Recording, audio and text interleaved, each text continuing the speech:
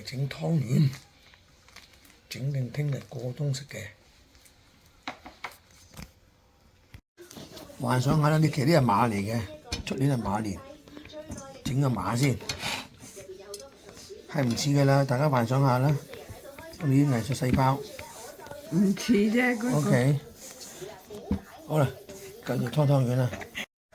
佢要5啊嘛。自家湯圓，呢度1啊嘛。自家4、5。唔係養嘅雞，係自己整嘅雞啫。到呢度。到呢度係啊。哇！邊隻下邊？過冬梗係要有湯圓啦。我買麥啤豬啊！肯定嚇。哇！呢啲餡好滿足。我唔見咗我隻專利品添。我隻馬咧喺邊度啊？琴日仲好實淨，今日已經溶咗啦。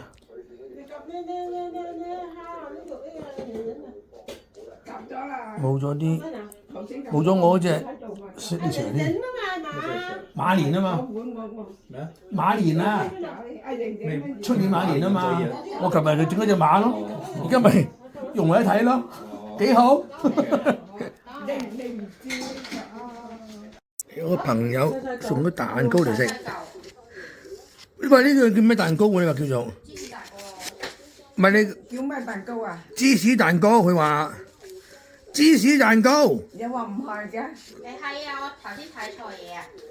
終於係啦，我問你係咪？但未曾試過口感啫。你食咁少嘅？